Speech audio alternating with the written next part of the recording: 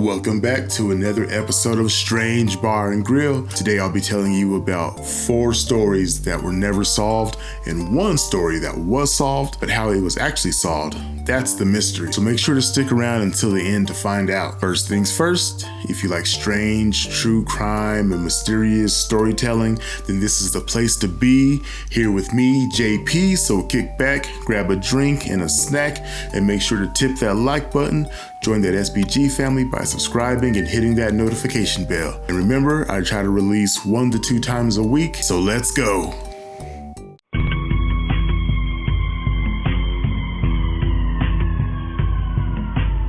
So let's jump right into our first story. This story is called The Cape Intruder. So back in 2005, in the affluent town of Cape Elizabeth, Maine, the community experienced something unnerving. During the night, victims who kept their doors unlocked would wake up in the morning to catch a brief glimpse of a man staring at them. Before they could react, the man would flee the scene, leaving the house just as it was before he entered it. Nothing was stolen.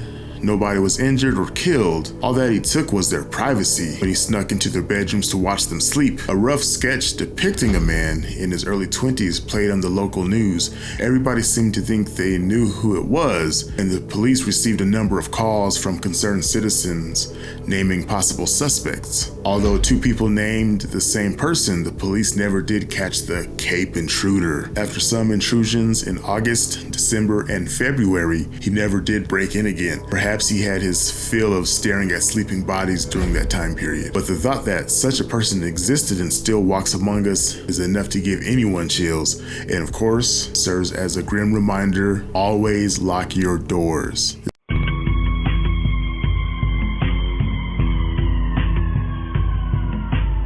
Next story is called the SS Ourang Medan. I probably said all that incorrectly, but let's go. Ghost ships aren't just portrayed in legends and movies such as the Pirates of the Caribbean. In this true story, the entire crew of the Ourang Medan mysteriously perished. It all started in 1947 when ships traveling the Straits of Malacca, that's located between Sumatra and Malaysia, heard a troubling distress call. The call said, "Officers, including captain, are dead, lying in chart room and bridge, possibly whole crew dead." Following the message was some indecipherable Morse code, and then finally the final word, just die. An American ship called Silver Star answered the distress call and found the Ourang Medan, but there were no signs of the crew on deck, even when they tried to call them. And so they boarded the ship, only to find themselves in a horror scene. Scattered everywhere across the deck were the corpses of the Dutchmen, their faces construed in such a way that one would think they had witnessed something ghastly before their demise. Even the dog was dead, and his face also twisted and contorted in agony. The captain's body was found on the bridge while the communication officer was still at his post, his cold fingers still pressing the telegraph. The American crew went down to the boiler deck to find the same situation. Just bodies everywhere and their faces contorted in this look of agony and pain. Despite it being over 100 degrees down there, a cold chill just came over everybody. So they retreated back to their ship again. They decided, you know what, let's tow this ship back to port. But as soon as they attached the tow line, smoke began billowing out of the ship. Moments later, it exploded in this huge explosion, sinking into its watery grave, taking all the secrets along with it. What horrible thing did this crew witness? Like, what the hell did they see? What happened to them? Some believe it was the work of something paranormal, perhaps a band of ghost pirates raided the ship, or aliens decided to drop in, but there has to be some sort of scientific explanation around this. Many theorize that this Dutch ship was smuggling hazardous materials such as potassium cyanide and nitroglycerin. Seawater may have interacted with the cargo, causing the toxic gas to release and ultimately poisoned the crew. The nitroglycerin would later cause the explosion. Or maybe there was trouble in the boiler room and carbon monoxide killed the crew and a fire got out of hand and destroyed the ship. What is most troubling is the fact that although the Silver Star is very real, there isn't any registration records of the ship. Did the ship even exist, or is it merely a sailor's tale?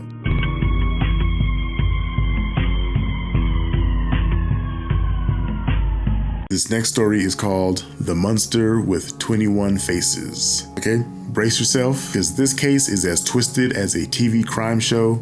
It deals with the Japanese company's Ezaki Glyco, best known for its Pocky snacks and Morinaga. In 1984, two armed men in masks broke into the CEO Katsuhisa Izaki's mother's home and bound her. And again, I know I'm butchering names here and I apologize.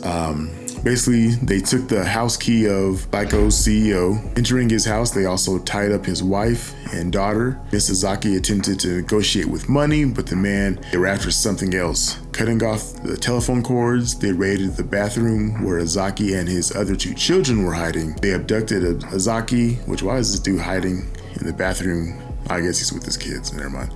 So he kind of dipped out while his family was taken hostage, but I guess he was hiding with his kids. But anyway, they abducted Izaki and held him hostage at a warehouse. They also issued a ransom for 1 billion yen and 100 kilograms of gold bars. Their plans were discovered when Izaki managed to escape 3 days later. A few weeks later, just when the company thought it had escaped extortion, vehicles in its headquarters parking lot were set on fire. Then a container with hydrochloric acid and a threatening letter addressed to Glyco were found in Ibaraki, where the warehouse was located. This began a string of letters from a person or group that dubbed itself the Monster with 21 Faces, named after a villain in a Japanese detective series. The letters threatened the company's products, claiming that their candies were laced with potassium cyanide soda. Glyco was forced to pull the products off the shelves, resulting in a $21 million loss and the layoff of 450 part-time workers. Jesus. After months of tormenting Glyco, the Monster with 21 Faces decided to look for fun someplace else. Their final letter towards the company read, "We forgive Glyco." With that abrupt ending, they turned their sights on the food companies Muradai Ham, House Foods Corporation, and Fujiya. In exchange of stopping their harassment towards Muradai, one of its employees was to hand them ransom money on a train. That was when an investigator who disguised himself as an employee saw the prime suspect, known as the Fox-Eyed Man. The man was well built, his hair cut short and permed, with eyes like those of a fox. After dropping the ransom as instructed, he and another investigator attempted to follow the Fox-Eyed Man, only to lose him. They would get a second chance later on, but he again evaded them. After continuing harassment towards the police, a year later, Police Superintendent Yamamoto committed suicide by setting himself on fire, ashamed of his failure to capture the Fox-Eyed Man. 5 days following his death, the Monster with 21 Faces sent his final letter to the media. "Yamamoto of Shiga Prefecture Police died. How stupid of him. We've got no friends or secret hiding place in Shiga. It's Yoshino or Shikata who should have died. What have they been doing for as long as 1 year and 5 months? Don't let bad guys like us get away with it. There are many more fools who want to copy us. No career Yamamoto died like a man. So we decided to give our condolence. We decided to forget about torturing food making companies. If anyone blackmails any of the food making companies, it is not us, but someone copying us. We are bad guys. That means we've got more to do other than bullying companies. It's fun to lead a bad man's life. Monster with 21 Faces." And with that final statement, the Monster with 21 Faces disappeared, never to be heard from again.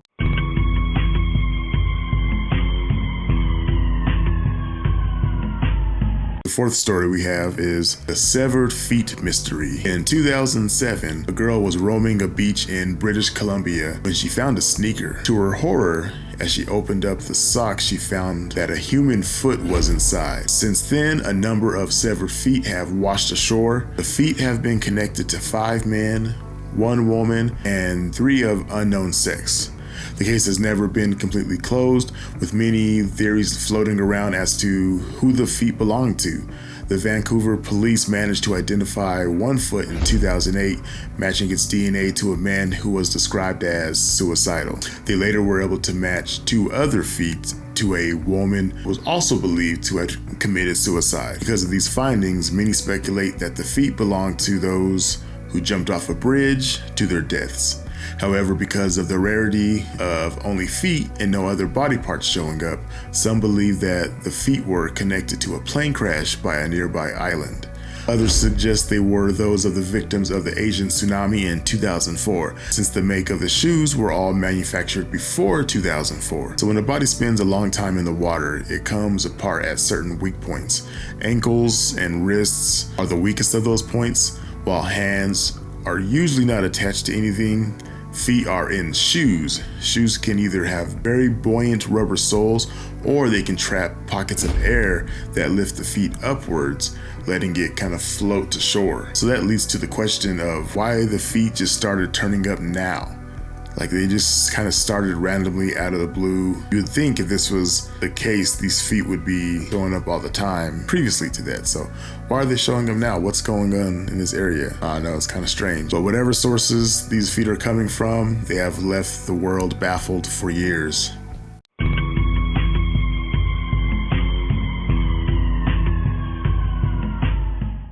And this is our fifth and final story, the dead woman who named her killer. Although this case has been solved, how it was solved remains a mystery.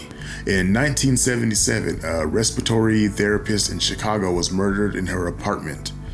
Teresita Bassa was found under a flaming mattress, a butcher knife buried in her chest. Police attempted to track her stolen jewelry with no luck. They also failed in trying to link any of the suspects to the crime. It seemed impossible to find the perpetrator, that is, until Remy Chua, a co-worker who barely knew the victim, involuntarily became a leading source of information. Where is this going? Chua began having frequent visions and nightmares about Bassa. It started in the locker room of her work, where she experienced seeing a man's face behind Bassa. This would repeat in her dreams. Chua then began channeling Bassa's spirit when conversing with her husband. While channeling Bassa's spirit, Chua told her husband that the entire story of Bassa's murder, she claimed an orderly at the hospital named Alan Showery was helping Bassa with her television when he assaulted her. He then killed her and set her mattress on fire.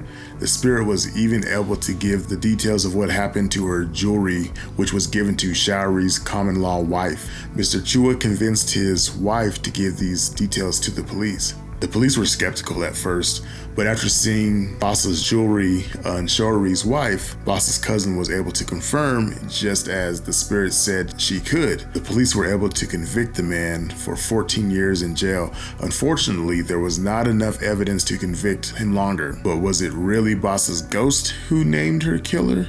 Perhaps Chua had knew some facts in the case and disguised it as a spirit possessing her. Whatever led police to the killer remains a mystery. Alright guys, that's gonna be it for today. If you guys like some of these short compilation videos, let me know in the comment section. But that last story, what do you guys think? Do you guys think he was actually having nightmares and somehow solved the case? Or did she actually witness something and at the time she didn't say anything and maybe guilt got to her and she decided, you know what, let me go ahead and report this? I mean, that seems likely to me, that she may have witnessed something and she couldn't just keep it to herself. So the only way she can find a way to bring it out now at the time is to say, hey, I'm having nightmares and this is what I think happened, and go check out. What do you guys think? Let me know in the comment section. If you guys are new to my channel and you guys like that, make sure to tip that like button. Make sure to join that SBG family by subscribing and hitting that notification bell, because I do release 1 to 2 times a week. So make sure you guys are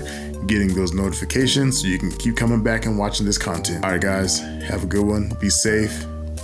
Be good.